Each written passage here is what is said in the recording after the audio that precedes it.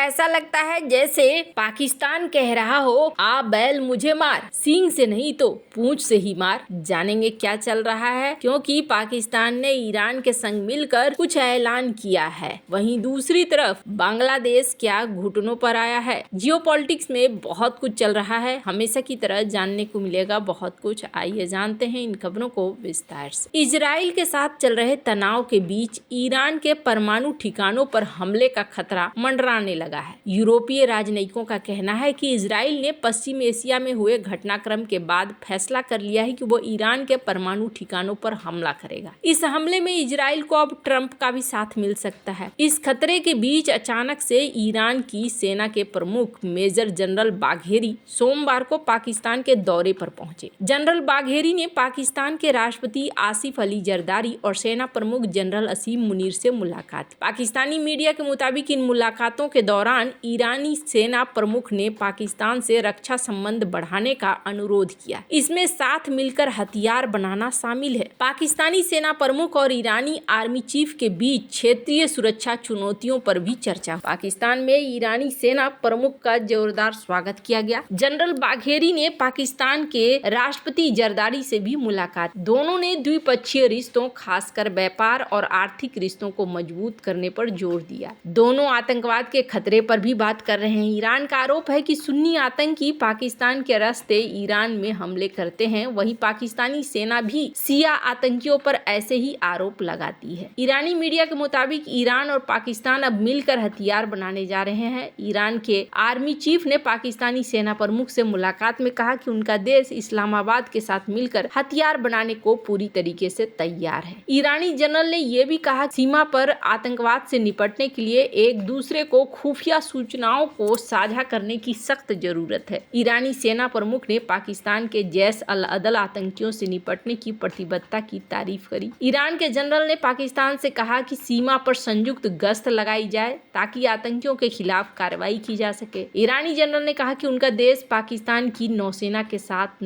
संयुक्त नौसैनिक अभ्यास के लिए पूरी तरीके से तैयार है। ईरानी जनरल ने कहा कि ईरान, पाकिस्तान, तुर्की और सऊदी अरब जैसे इस्लामिक देशों के साथ नजदीकी संबंध क्षेत्रीय देशों के हित को बेहतर करेगा। खैर, अब यहाँ पर ईरान का जो मामला है, ये मामला भारी ना पड़े, ये भी माना जा रहा है। इसलिए माना जा रहा है कि धीरे धीरे यहाँ चीजें बदलती हुई नजर आ रही हैं। डोनाल्ड ट्रंप के आने के बाद कई तरह की बातें हो रही हैं, जैसे कि डोनाल्ड ट्रंप एक बड़ा फैसला लेने वाले हैं। अमेरिका में राष्ट्रपति बनते ही डोनाल्ड ट्रंप एक्शन में आ गए हैं। गाजा में सीज फायर और 3 बंधकों की रिहाई के बाद डोनाल्ड ट्रंप ने ऐलान किया है कि जल्द ही सऊदी अरब भी अब्राहम अकॉर्ड में शामिल होगा। ये वही समझौता है जिसके बाद इजराइल का यूएई और अन्य अरब देशों के साथ रिश्ता सामान्य हुआ था। सऊदी अरब ने अभी तक इजराइल को मान्यता नहीं दी है। हमास के 7 अक्टूबर के हमले से ठीक पहले अमेरिका, सऊदी और इजराइल में दोस्ती कराने के काफी करीब पहुंच गया था। हमास के हमले ने इस पूरे खेल को बिगाड़ दिया। अब एक बार फिर से डोनाल्ड ट्रंप अब्राहम अकॉर्ड को आगे बढ़ाकर अपना अधूरा सपना पूरा करना चाहते हैं। सऊदी अरब और इजराइल के बीच अगर रिश्ते सामान्य होते हैं तो इससे भारत की बल्ले बल्ले हो जाएगी। इससे India middle east Europe corridor का निर्माण भी सुनिश्चित हो जाएगा और यूरोप के लिए रास्ता खुल जाएगा। डोनाल्ड ट्रंप जब पहली बार राष्ट्रपति बने थे तब यूएई और बहरीन ने अब्राहम अकॉर्ड पर साइन किया था और इजराइल के साथ रिश्ते सामान्य करके उनको मान्यता दे दी। साल 2020 में सऊदी अरब के विदेश मंत्री ने कहा कि वह यूएई के रास्ते पर नहीं चलेंगे और इजराइल के साथ राजनयिक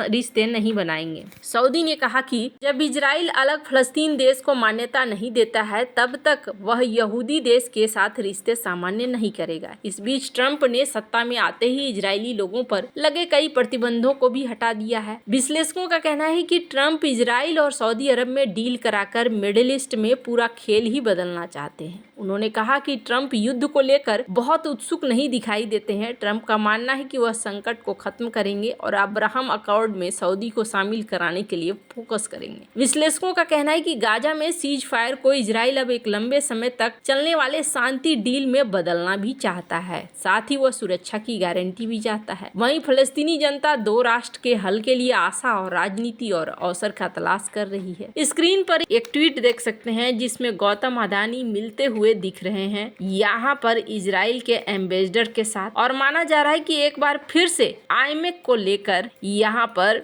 बातचीत हो रही है कि आईएमएफ कॉरिडोर एक बार फिर से शुरू होगा। इन्होंने इस चीज को लेकर साफ साफ कहा भी है। आईएमएफ कॉरिडोर चाइना को मात देने के लिए बहुत ज्यादा जरूरी है और ये चीज यहाँ पर दिख रही है कि अब आईएमएफ कॉरिडोर को लेकर बात आगे बढ़ सकती है। गाजा युद्ध शुरू होने के बाद भारत के यूरोप के रास्ते पर संकट मंडराने लगे थे। अब गाजा में सीज फायर हो चुका है और ट्रंप अब्राहम अकॉर्ड पर जोर दे रहे हैं। इससे भारत यूरोप कॉरिडोर आईएमएफ को लेकर उम्मीदें फिर से बनने लगी हैं। इस बीच भारत के अरबपति गौतम अडानी ने इजराइल के राजदूत से मुलाकात की। दरअसल इजराइल का हाइफा बंदरगाह ही भारत को यूरोप से जोड़ेगा। इस बंदरगाह का नियंत्रण गौतम अडानी की कंपनी के पास है। गौतम अडानी ने एक्स पर लिखे पोस्ट में कहा कि उनकी इजराइल के राजदूत से बहुत सकारात्मक बातचीत हुई है। इसमें खास तौर पर आईएमएफ का जिक्र किया गया। उन्होंने कहा कि हाइफा पोर्ट के जरिए अडानी ग्रुप आगे इजराइल में निवेश जारी रखेगा। अब यहाँ जो ये सारा सीन दिख रहा है, इस सीन में अगर ईरान पाकिस्तान के साथ मिल रहा है तो साफ तौर पर इसे परमाणु हथियार चाहिए, तभी ये दोनों एक साथ आ रहे हैं। यानी इजराइल का डर जो है वही सही हो रहा है और इजराइल का डर जब सही हो रहा है तो फिर वो पाकिस्तान के साथ क्या करेगा आप समझ सकते हैं।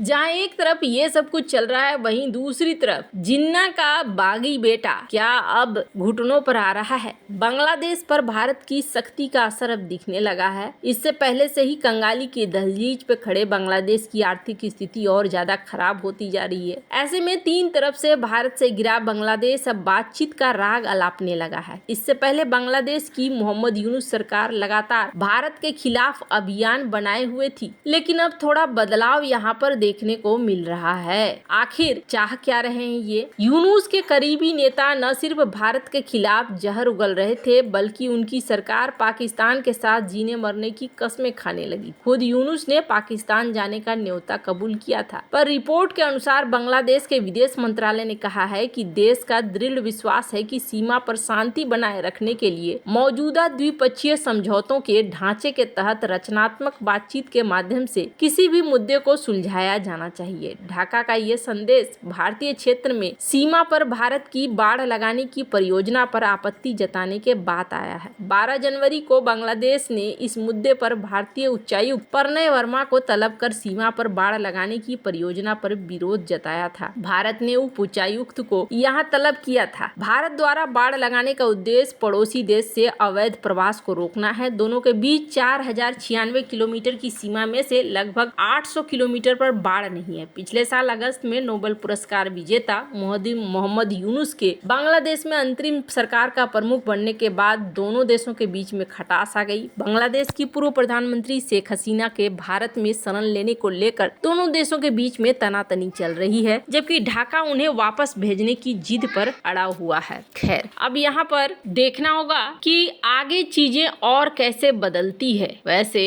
आपको क्या लगता है इन सब मामले में? आपकी क्या राय है? क्या डोनाल्ड ट्रंप के आने का असर यहाँ पर देखने को मिलेगा? कमेंट कर अपनी राय जरूर बताएं। जल्द मिलते हैं अगले वीडियो में नई खबर के साथ।